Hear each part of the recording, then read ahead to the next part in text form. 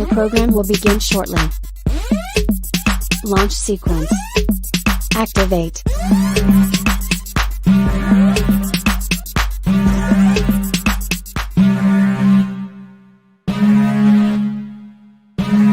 Warning, the following content is not politically correct. Viewer discretion is advised.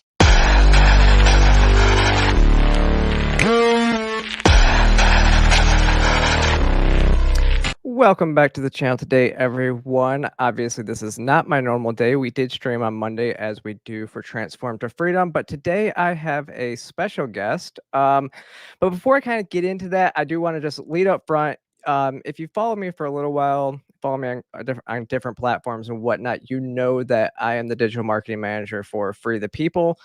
And so this stream is kind of in conjunction with my job over there and what we're doing over there, and excited to announce. But if you haven't been yet, I do want to give a shout out and make sure you go over to Free the People's website, where you can see we do a lot of different stuff. We do documentaries, we have a couple shows, a couple podcasts, our series The Cover Up is over on the Blaze. And then what we're talking about tonight is we're going to talk a little bit about Freedom Over Fear, which is one of our series, but we are going to really talk about the new book. And so I'm going to introduce Free the People's head writer, Logan Albright. Welcome to the channel. Thank you, Sarah. It's good to be here. Yeah, thanks for coming. I'm super excited to come on here, talk to you, because obviously we talk to each other offline all the time. But I got a copy of your new book, which is Freedom Over Fear. And so why don't you just kind of first, before we get into that a little bit, explain who you are and what you do, who you are and what you do. Sure. My name is Logan Albright. I'm the head writer for Free the People, and I also do a lot of other things for them. So anything that's kind of scripted, I work on, but I also record audio when we're out on documentary shoots. I do a lot of script editing, story editing, when we're kind of gathering hours and hours of footage and trying to make sense of it and figure out how to put it in order. I do music for a lot of our stuff. I also just maintain a lot of the website stuff, some of the social media. I help post the Kibbe on Liberties podcast that Matt Kibbe does every week. So I got a lot of irons in the fire with Free the People. We're a really small staff, and so we all wear lots of hats and do lots of different things. But I primarily think of myself as a writer. Yeah, I mean, you do a lot of writing. You've written, how many books have you written now? Nonfiction books. This is my fourth. And so this was obviously, is this the first one with Free the People as the publisher? Yeah. So the previous books I wrote have been published by kind of small independent publishers. And this time I wanted to do a kind of self-publishing just through Free the People, because it takes a really long time for independent publishers to get going. It takes like a year to get things out. And I didn't want to wait. I figured this was kind of timely and I wanted to get it out there. And also they take a large cut of the profits, and you don't really get a lot for your money in terms of like promotion and marketing and stuff. So I thought we'll try to do this one on our own and see how it works. It may not work, but you never know. Yeah, but it makes sense that, we would do it together, especially with the whole background behind the book. But before, I guess I'll share this real quick before we kind of jump too much into it, to show, let me see. If you haven't yet, you can go to shop.freethepeople.org, in the collections of books.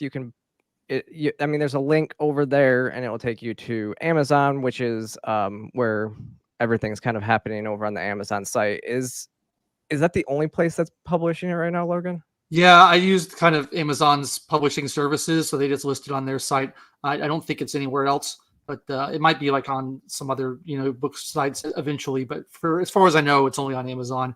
And there will be a Kindle version. Right now, it's only in paperback. I have to set up the Kindle version, which I've been lazy and haven't done yet. But if you're one of those people who only reads ebooks, just check back in like a week, and there'll be a Kindle version up. I just need to get that done. Well, that's good to know too. Yeah, I don't know. I don't really like to read stuff on the computer because I'm on the computer all the time. Yeah. But I would rather have an audio book, but I mean, I'm just saying. Have you ever tried to record an audiobook? It's an incredible amount of work. It's so difficult to do. And so unless there's like massive demand for it, I don't see any reason to do it. It takes so long. No, you're right. I mean, if it was like a #1 seller and you're like, yeah, but because you kind of have to read the book, and then you have to read it so eloquently, like the first time through, for it to, be done. So I can imagine it would take a long time to I mean, I record do that. audio editing for part of my job, and the thought of audio editing 200 pages of someone reading a book and stumbling through it is just a nightmare. I don't want to do it. Yeah, making sure everything is perfect pitch, perfect everything. Yeah, I mean, I think that's what a lot of people don't realize is at Free the People, we do a lot, like you do all the audio for just about everything, which is pretty cool. I mean, so my intro, I did the audio for my own intro, but that's about as much as I can do. Sounds good. Yeah. All right, so let's talk about the book. So Freedom Over Fear is, where did the concept for the book kind of come from? So the idea for this book came about during the COVID pandemic. I was sitting at home just absolutely furious and dismayed at the state of the country, and the fact that everyone was just not only just accepting these lockdowns that were so devastating and like were just so uncalled for, but they were welcoming them, and they were, asking for more of them. And I couldn't believe all these people who I thought of as free thinkers, or, people who are self-proclaimed libertarians inside the Beltway, just, completely collapsing in terms of their principles, their stated principles, and welcoming this kind of authoritarian takeover of the economy. Like, I just couldn't believe it. And I was like, what's going on here? And I was trying to sort it out. And while I was thinking about that, our colleague Sam Martin, who's the creative director of Free the People, had this idea to do a video series about kind of historical instances of government using fear tactics to take over more power and to take away people's civil liberties. And he wanted to call it Freedom Over Fear. So me and him wrote the scripts for those videos, and he performs them and films them and edits them. And we put out a whole series of them. And while we were researching that, and while I was helping write that, I thought this would be a good kind of collection of stories for a book. And so I kind of took the ball and ran with it and started doing more research and collecting these stories. And basically what the book is it's a collection of 10 chapters that each kind of highlights a different instance in American history of the government using fear tactics, explicitly trying to scare people into giving up their freedoms.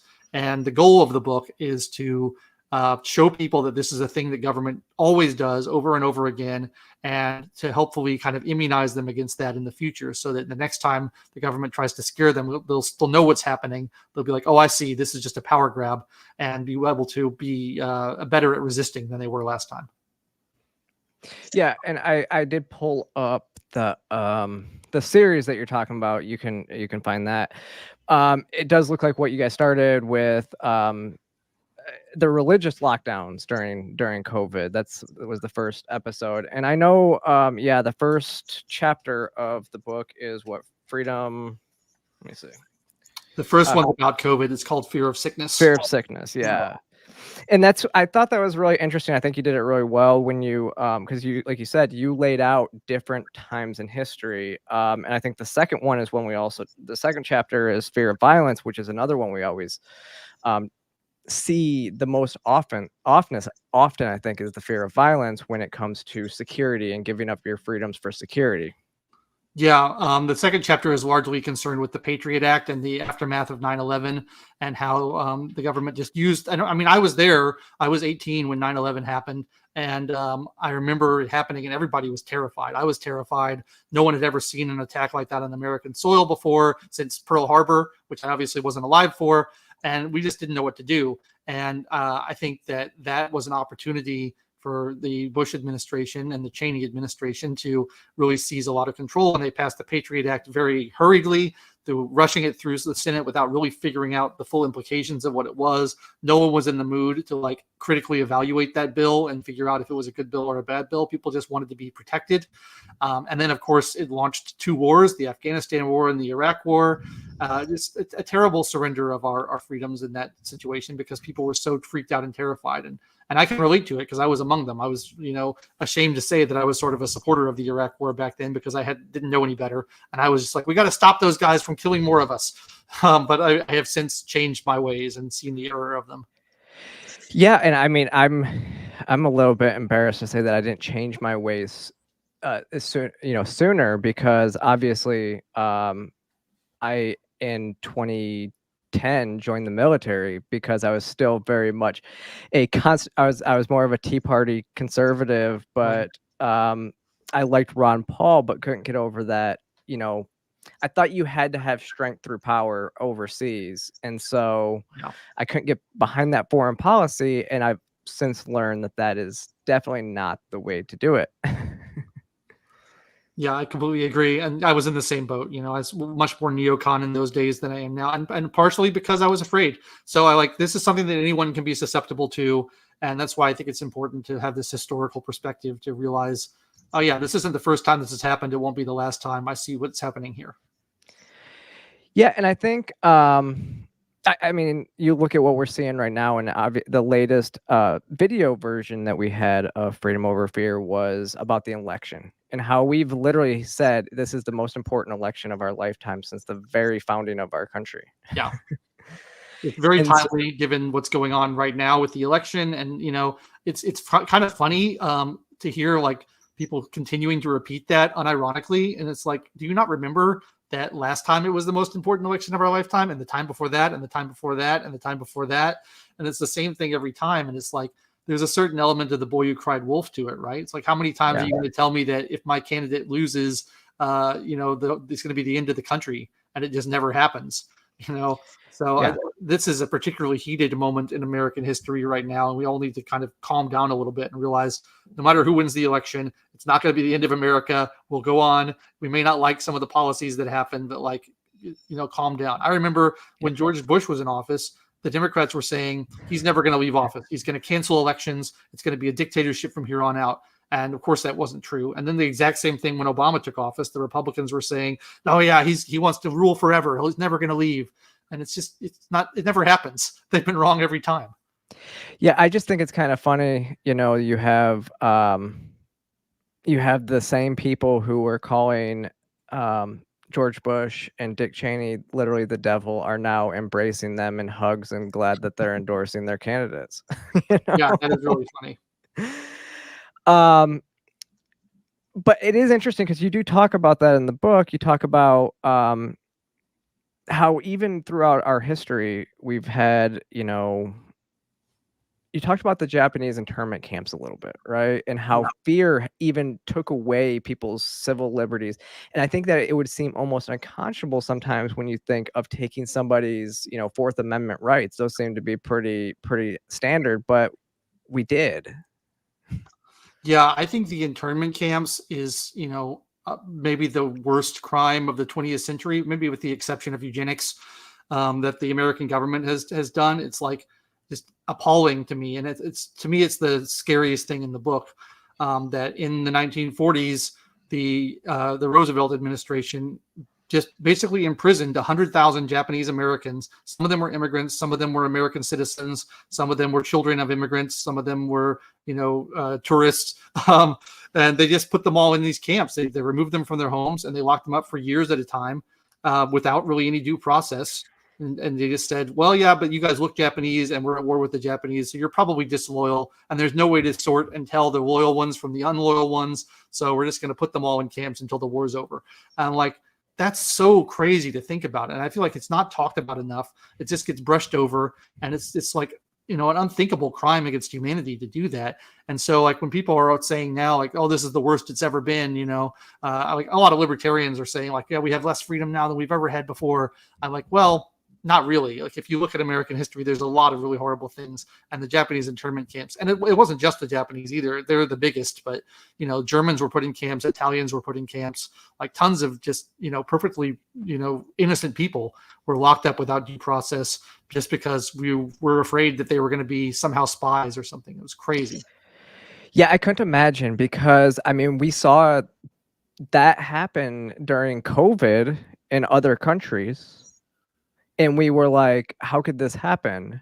But they weren't thought of as these, concentration camps or internment camps. It was really crazy how much people allowed to happen and watch that much tyranny happen during COVID. Absolutely. And we were lucky not to really have camps here in the United States, but Australia and New Zealand, places like that, they were actively putting people in these detention centers, basically to, they don't call them concentration camps because that term has a stigma now, but that's what they are. They're concentration just means people are concentrated in one place. They putting people in concentration camps because they're afraid that they're going to spread the virus, and that's not something you can do. It's not okay. No, you can't just take people's freedoms for that. But I mean, this is and Terry Kibbe wrote an article about why we do what we do a couple weeks ago, and she really made the point, and this has kind of been something that I've been dwelling on too, and to moving forward and how we move forward is she made the point, a lot of people, especially on the right, they say, facts don't care about your feelings. But in reality, I think this book shows that over time, it's feelings don't care about your facts. You could have all your facts on point. You could have the best values. You could value freedom the most. But if something makes you afraid with that one emotion, you're going to be willing to, you might be willing to give it all up. Absolutely. That's a big motivation for writing the book, is that I realized, I had a dark night of the soul basically during COVID, because I realized that the last 10 years of my career, I've been working for libertarianism and freedom with a set of false premises. And those were that you can persuade people that this is the right way of doing things through facts and figures, through, economic statistics, through things like that, through rational arguments, through syllogisms, that kind of thing. Because that's kind of how my mind works. I'm fairly easy to persuade if you give me an airtight logical argument or some good evidence. So I assumed everyone else was like that. But it's not really enough to be intellectually convinced of something. You have to be, have it something deeper in your emotions to do it. Because I realize, even people who are intellectually convinced, people who say, yeah, I think libertarianism is a pretty good idea, we should be free, as soon as they feel that emotion of fear creep in, they're willing to throw all that away. And so I realized that you can't win this battle by just using facts and figures. You have to appeal to people's emotions, which is part of what we do at Free the People with storytelling. But you also have to kind of overcome fear itself. And that's a huge, gargantuan task. I'm not quite sure how to do it, but this book is kind of my effort to move in that direction of trying to inoculate people in some sense from having this emotional response. Yeah, I think it was actually the perfect quote that you used in the book is from Frank Herbert, right? In Dune, it says, "Fear is the mind killer. Fear is the little death that brings total annihilation." I think that sums it up pretty well. Yeah, it's impossible to think clearly when you're terrified.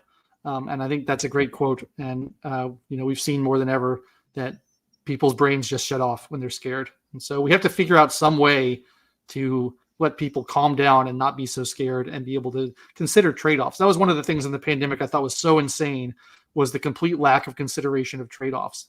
It's like, we're scared of this thing right now, so we're not going to pay attention to anything else. So like the most obvious example is when they were like, we're not going to do cancer diagnosis anymore. We're not going to bother with that because we're worried about COVID. So cancer is suddenly no longer a threat. We'll just not worry about that now. It's like, well, that's clearly insane. But because people had this monomania focused on one thing, they weren't able to see that you're actually going to kill people by only focusing on COVID.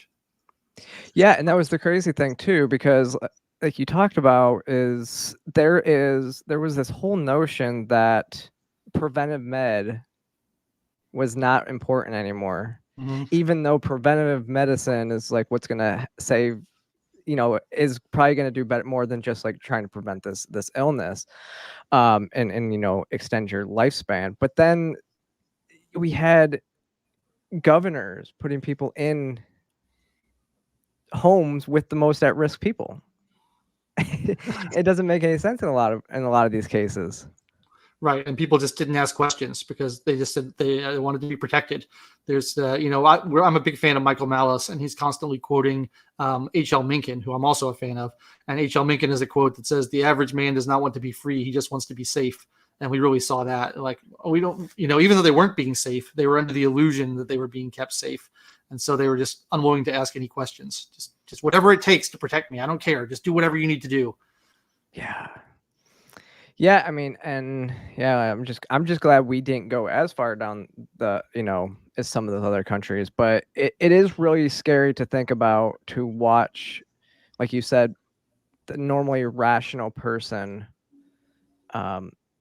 go down this mindset that they're just like, you wouldn't, before this, you were like, okay, these are your, based people that know what they're doing. They're fine, you know, they're all about individual liberty, but then you put this thing in front of them and they're like, I'm just going to go along to get along. And then there was the people that didn't. There was a lot of people that surprised me that didn't go along, I think. Yeah, and I wanted to free the people's horn a little bit, because of the like DC based libertarian organizations, I think we were the premier one that actually stood up earliest and loudest, saying these lockdowns are going to create horrible problems for the economy. It's a disaster. It's an invasion of our civil liberties. It's a complete, compromise of our principles. It's tyranny. We were out right out of the gate in March 2020 saying those kind of things. And I don't know of any other organization that really was. So I'm very proud of us for that. And it's a wonder that we're still allowed on YouTube. So I think it's because we don't have a bigger audience than we have. If we had several million subscribers, we might have gotten shut down, but we'll get there one day. We will. And that's why everybody that's on the stream watching right now needs to go subscribe. So actually, SRN actually says, have you read all the works from Dietrich Bonhoeffer? I haven't read anything from Dietrich Bonhoeffer. I have not either. I've heard the name. I've not dove much into the philosophies or anything of his works. Can you describe some of what some of the fear-based tactics that we saw during World War II? Because I mean, you talked quite a bit about this in other chapters. We talked about the concentration camps earlier, but then we talked about we talked about McCarthy. You talked about McCarthyism a little bit in there, but what specifically about like World War II? Did we really see a lot of this fear-based stuff? Tyranny start to happen? Well, I think the camps are the major thing in World War II. I mean, the World War II thing kind of bleeds over into the Great Depression, because you had FDR as a through line. And FDR is probably, I would say, the second worst president we've ever had after Woodrow Wilson. He was the only president to serve 4 terms. And one of the things I tried to do in this book is use people's own words as much as possible. So I quote a lot of FDR speeches where he has this famous quote that he says, "The only thing we have to fear is fear itself," which sounds like it's good, but there's this kind of double speak happening, because right after he says that, he then lists this parade of horribles of all the things that are going to happen if you don't let him do whatever he wants with the economy. And so it started out with, during the Great Depression, FDR basically said, I need complete executive control over the economy.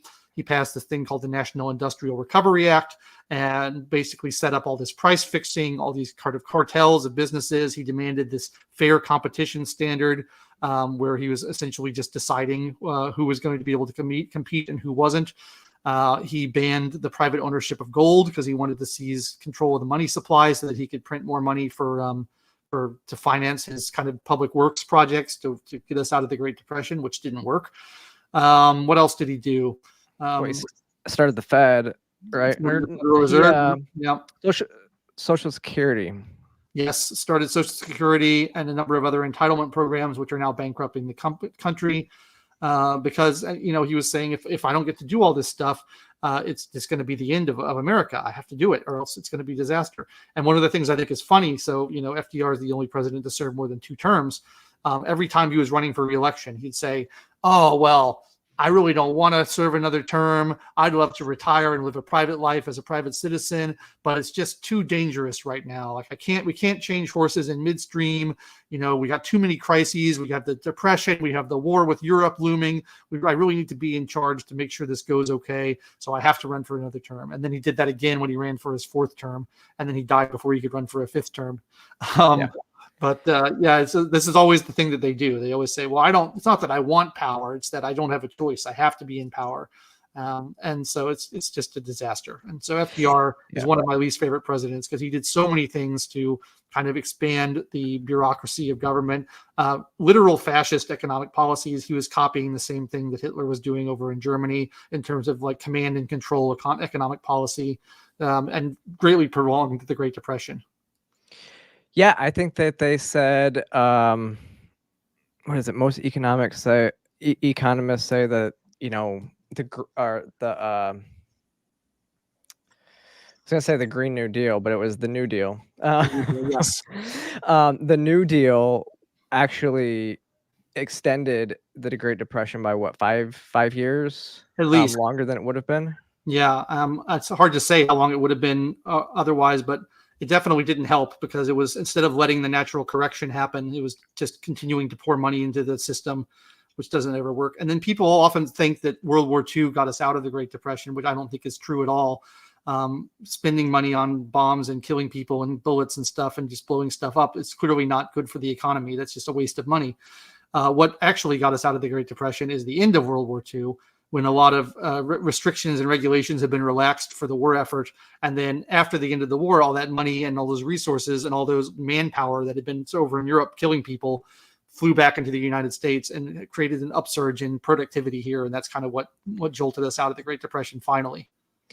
Yeah, and it's interesting because we saw that in, 2008, 7, 8 timeframe where we had too big to fail.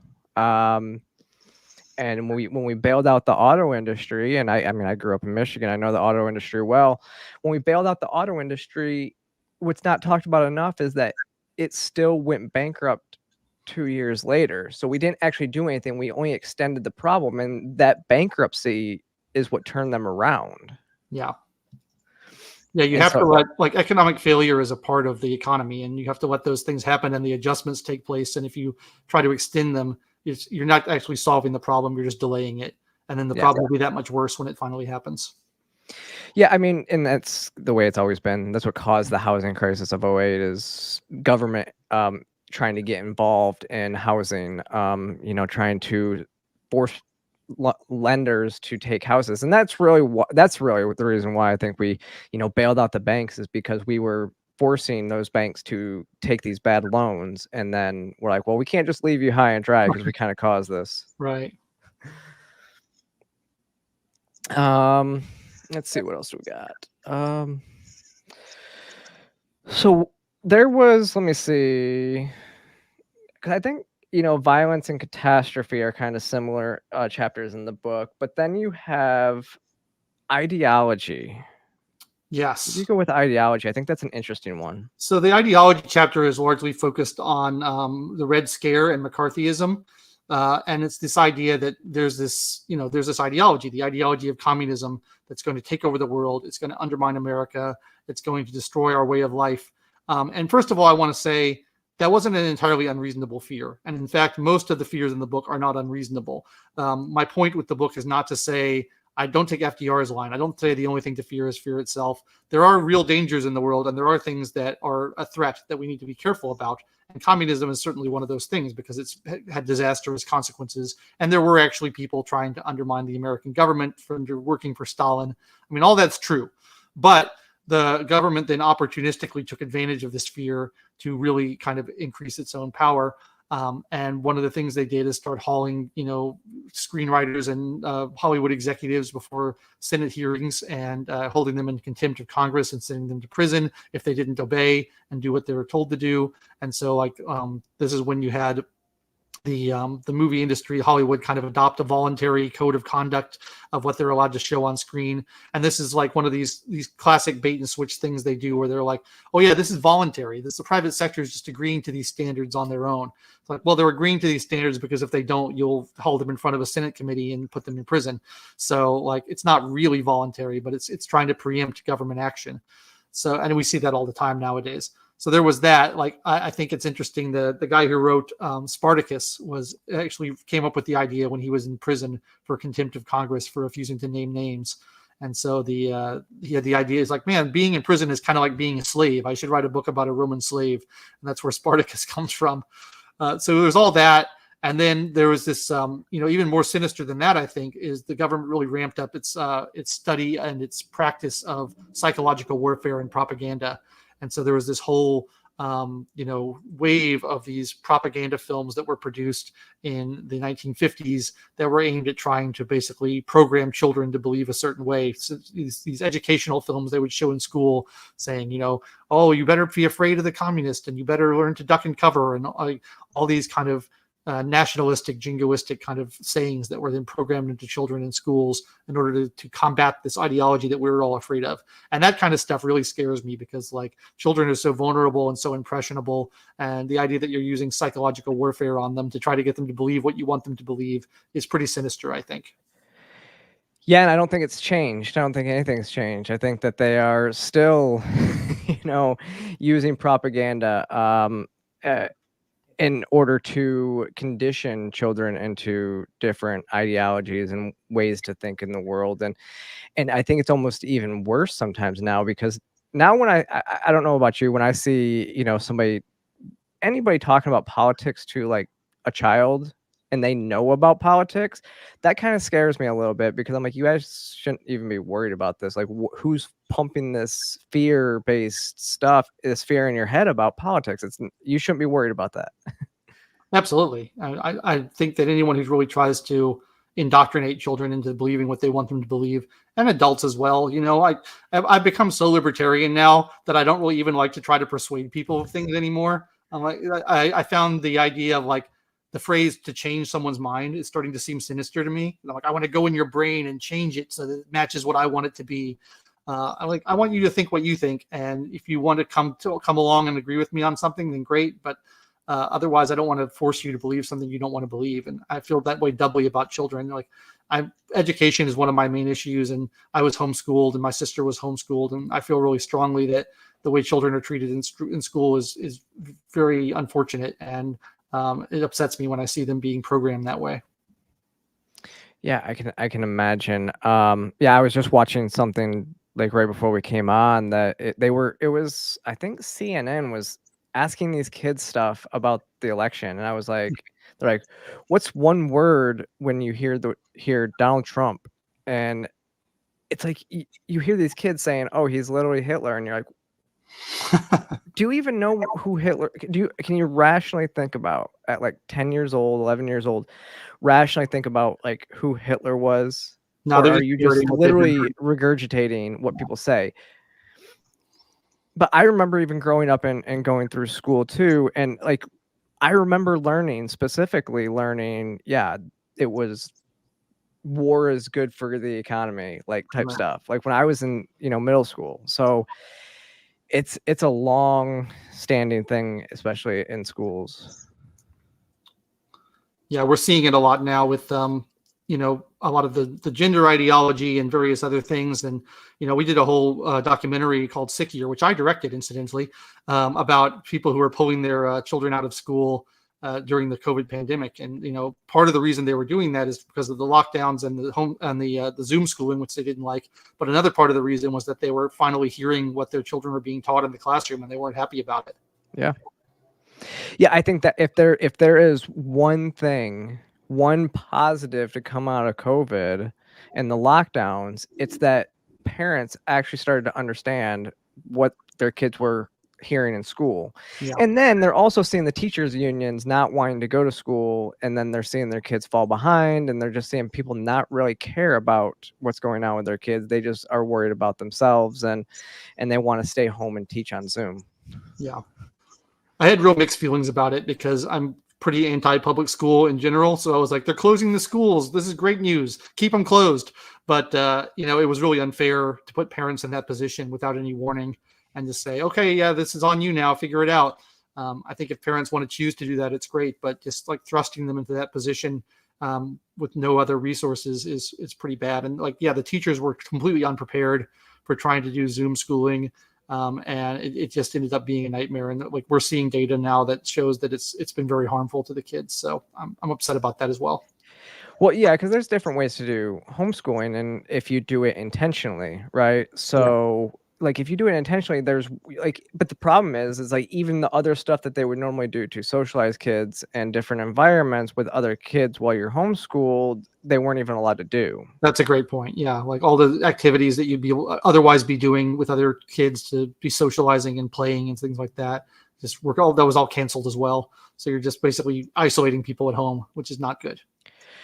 No, I don't think isolation is ever good. You need socialization. Like I think you even mentioned in the book, especially if you're an extrovert. Now I'm an introvert, but I'm an outgoing introvert, and so I still like to be around people. I still need to see people. People like give you joy when you sit at home and you just hang out. What do you do?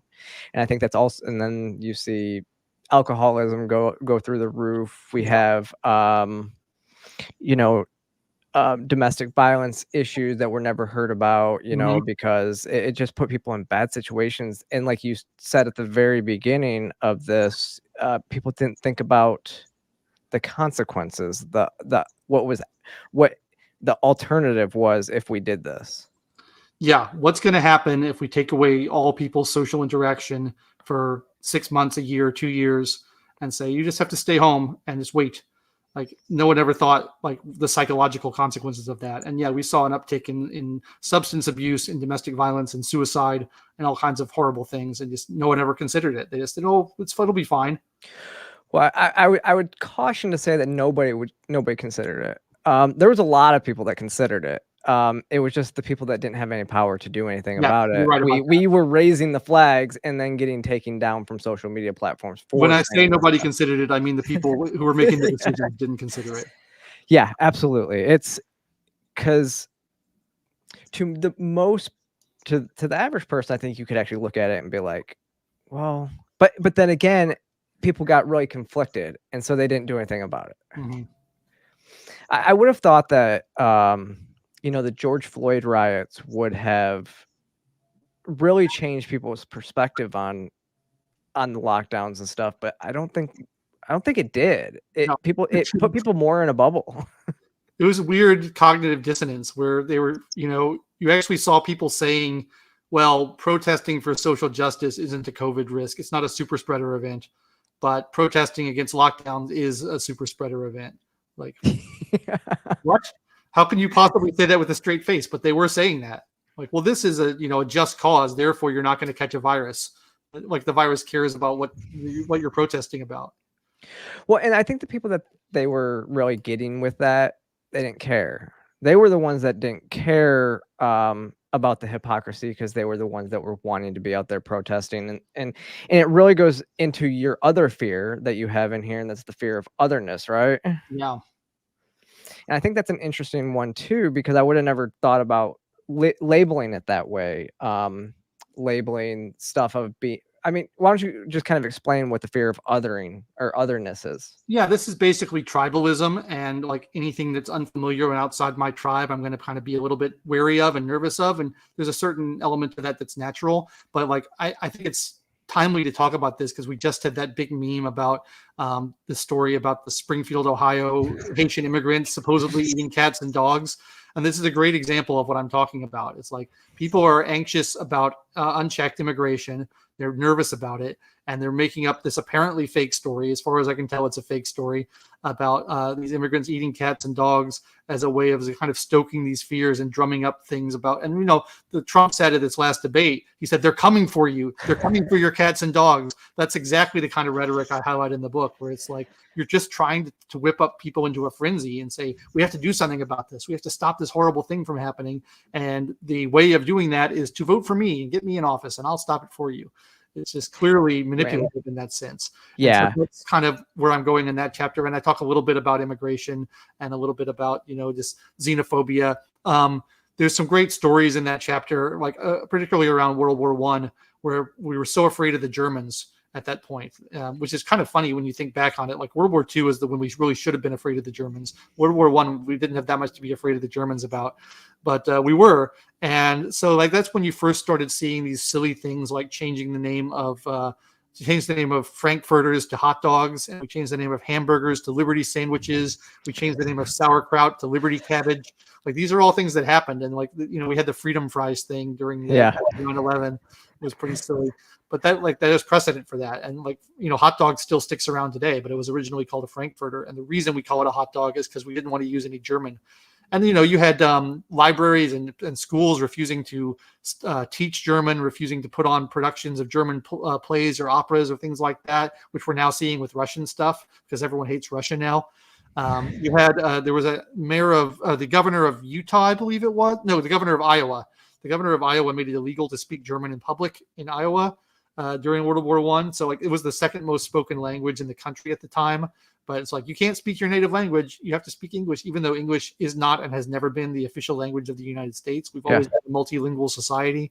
It's just like that kind of stuff. It's nuts, and it went on really heavily during World War I. But you kind of see echoes of it today with the anti-Russia stuff, with the anti-Muslim stuff. with the anti-Mexican immigrant stuff. It's an anti-Haitian stuff. It's just, and I'll even just say that there's the anti-Jewish stuff too. We're seeing a lot of right now too. Absolutely. So it's interesting because yeah, you're seeing it from every angle. That if you're not like this, you know, from all over if you're from somewhere else in the world, then people are like, it's all anti-immigrant stuff in general. It is interesting though, like when we look back at our history, I did a event last week with Blair White, and one of the questions that came up, and it was this really smart, I think she was 17 years old, but she was homeschooled, so she was smart. Right. And so but she asked the question about propaganda and everything like that, and I really kind of raised the point because it's, as I've started to look into history and all this stuff, and you realize that history is written by the winners, and it really makes you question a lot of the narrative that has happened throughout all of history. There's a great like Norm Macdonald line where he's like, I was looking through this history and turns out the good guys won every time. Can you believe it? What are the odds? But it's true. So you look and you're like, oh yeah, America was the good guys during World War I and World War II. Oh, we forget about these atrocities that we committed during those times as well. Even the how contentious of a debate we still have over whether it was okay to drop a nuclear bomb. Yeah. But I mean, so kind of jumping up, I think the one that I think Chapter 9 is one I think that most people can just relate to on a basic human level. In most situations, it's the fear of failure. Yeah. And I think a lot of people have that fear. And when you look into government policy into, well, what do you do when people fail? And we don't want them to, live in these hard conditions and stuff like that. So I think that's a good one to talk about too. Yeah, the fear of failure chapter, I basically look at like the Great Society program that Lyndon Johnson put in place, but more broadly, it's about this idea that people need to be cushioned from their own possibility of not succeeding. And by not succeeding, I don't just mean like falling into abject poverty and starving to death, which like the social safety net is there for. What I mean is, people feeling like they don't achieve as much as their neighbors achieve, or like they don't do as well as they want to do its things. And basically we're tackling this idea of equity, where it's like the government needs to come in and make sure everything's fair and make sure everyone feels like they've succeeded and everyone gets a participation medal. And there's no room for someone to fall and get up again, because we have to just, keep you from ever feeling like you're a failure in any sense. And that's where we get sort of these DEI programs, affirmative action, things like that. It's like, well, we can't have someone feel like they're not doing well. We have to make sure that we use government to make everything level. And that kind of thing I think is really dangerous. So this is it's not quite as sinister as like the internment camps and the other stuff, but I think it's worth talking about, because part of learning and growing and maturing as a human being is trying and failing. And I've always said, I think the greatest like predictor of success is tolerance for failure, because the people who are really successful in life, if you like read their biographies and stuff, they're people who tried over and over and over and over again and failed 100 times and then finally got it right on the 101st time. But the people who try once and fail and then they're like, well, I'm not going to try anymore, those people tend not to be very successful.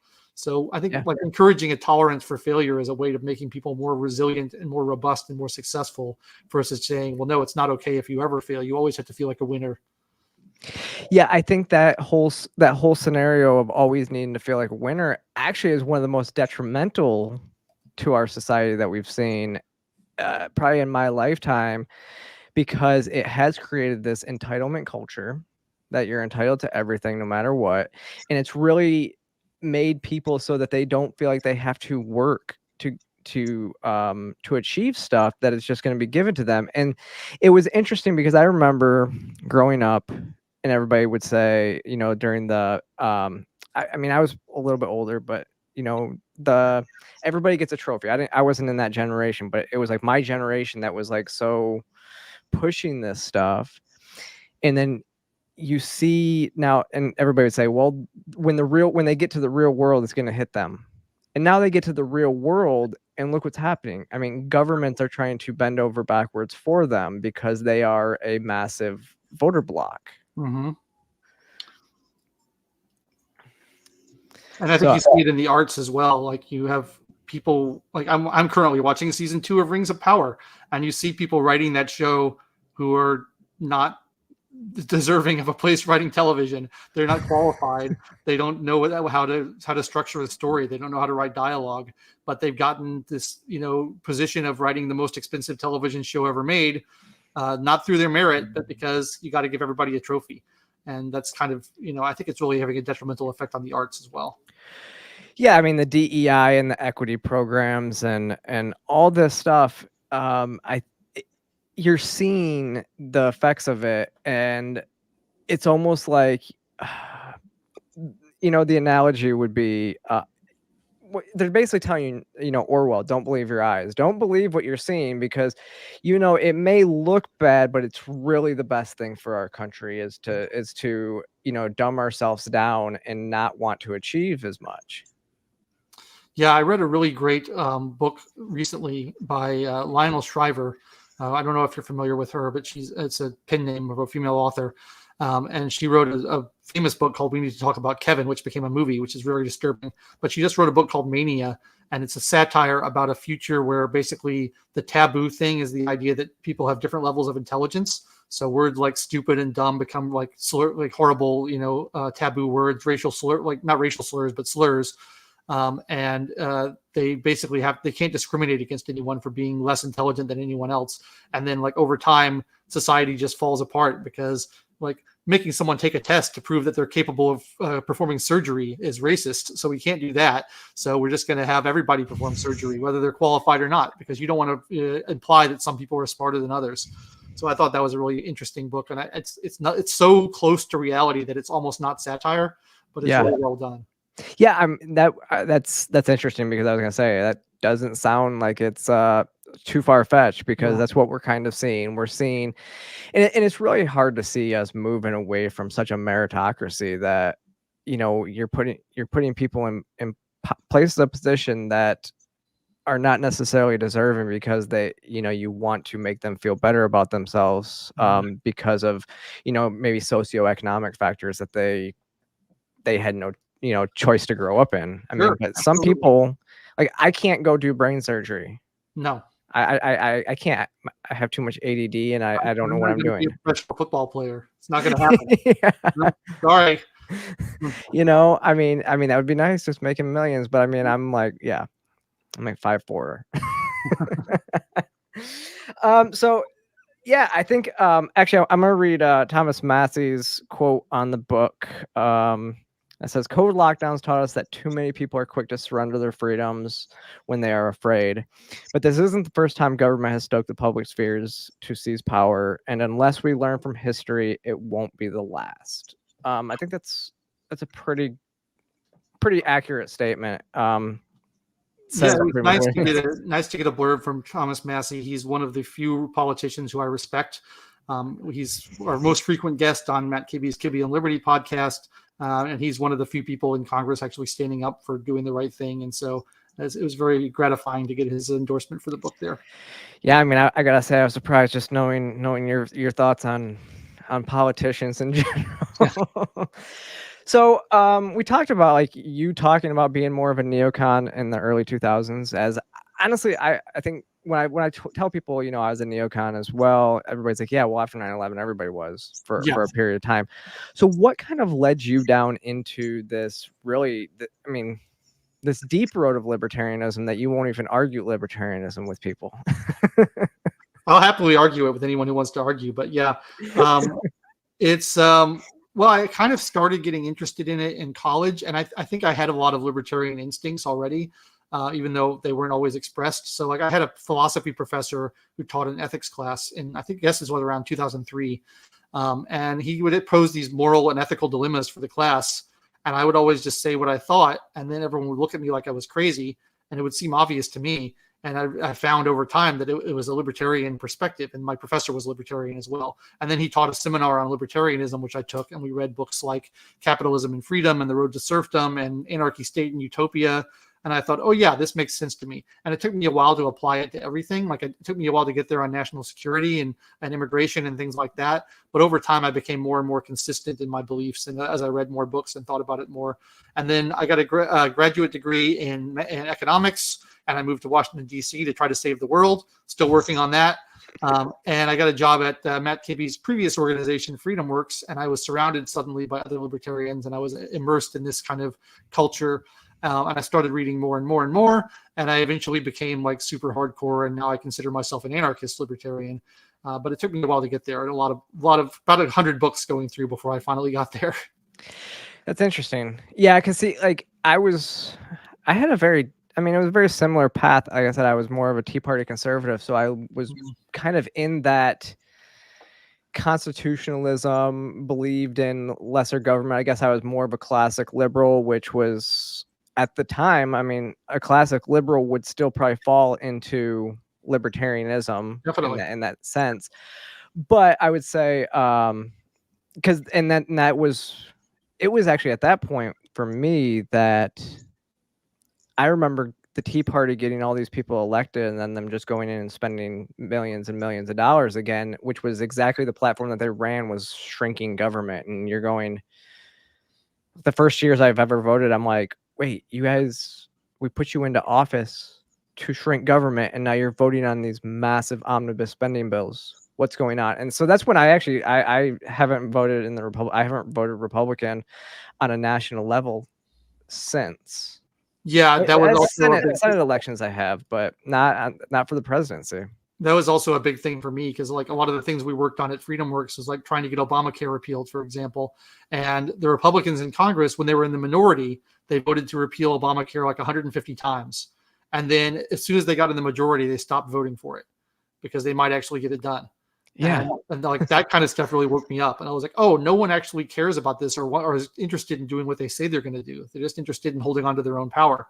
And so that really kind of disillusioned me with Congress and government.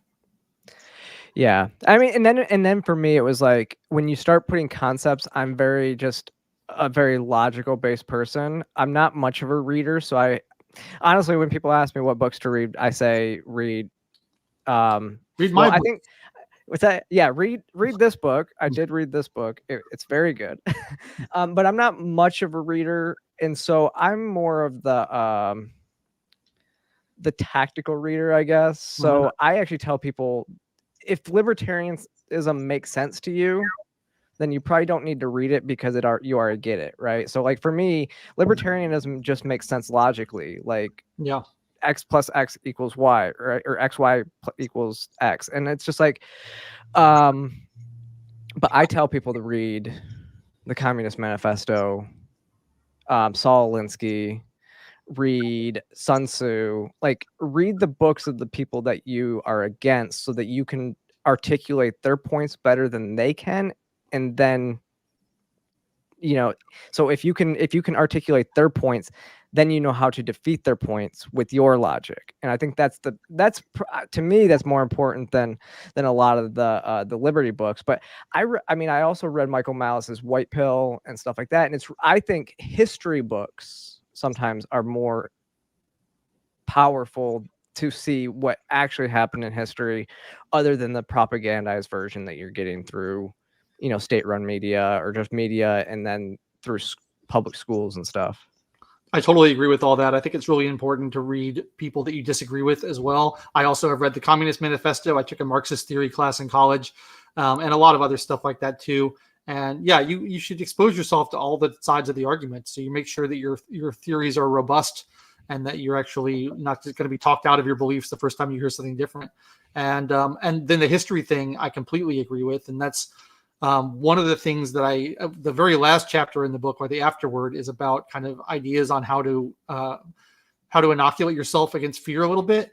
And I think the best thing you can do is perspective, because if everything is new to you, you're going to be much more easy to be frightened. Whereas if you see that this has happened before, it'll be much less easy to be frightened. And one of the things I see when I talk to young people these days is they'll often say things like, "Oh, I don't know about that. It happened before I was born." And I'm like, well, like it's illegal to know about things that happened before you were born. And so everything seems new and scary to them. But like, if you read about not just like the big major events of history, but like the day-to-day life of people in history, you realize how good we have it now and like how awful the past was in so many respects. And I think that's really important because like one of the things that I'm most anxious about is this kind of wave of pessimism we're seeing where everyone's like, oh yeah, well, democracy is in danger and we're killing the planet and everybody's a bigot and it's not worth having children to bring them into this horrible world and capitalism is evil. And it's just like this idea that everything is terrible. It's sucking out people's motivation to try to achieve things or to try to make the world a better place. And I think that's really deadly. But like, if you actually read about what the world used to be like, you realize how much progress we've made and how much better things are than they used to be and how much work we still have to do, but like it can be done. And I think that's really, really important. Yeah, I think it's important that people know, like that's a really good point.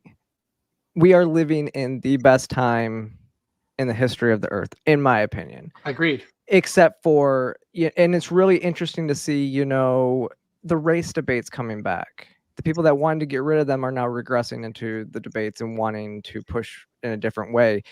And so it is really interesting. You start to really see the patterns in history. And then I had this other book that I really like. I think some of my favorite books to actually like learn about stuff are history books. And there's one that's 7 Events That Made America America, which is another really good book that kind of explains a lot of our back history and doesn't dives too deep, which is also again why I think that this book, your book's great, is because it just tells the facts and histories, but you also give, like you said, the end, you give some tips. And I think one of the tips that I like the most though is experience. And I don't know if you hit it in here. I don't think, but it's like when they say I took a psychology course one time, and like the way that you cure a phobia is do it. Like, I mean, I used to be afraid of heights, and then I jumped out of airplanes.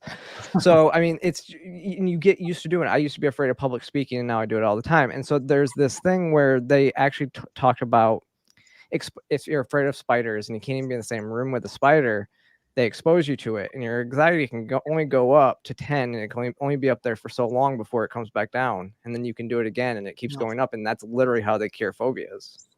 Yeah, learning that it's not the end of the world if things go wrong. Like exposing yourself to something that you're scared of, and then you're like, "Hey, it wasn't as bad as I thought it was going to be," or maybe it was as bad as I thought it was going to be, but I survived it. Like the example I use in the book is my a brief attempt at stand-up comedy, which I was terrified at. It kind of seems like kind of a silly example because it's like not life-threatening. It's not like jumping out of an airplane, but I was terrified. I was absolutely terrified. I get it.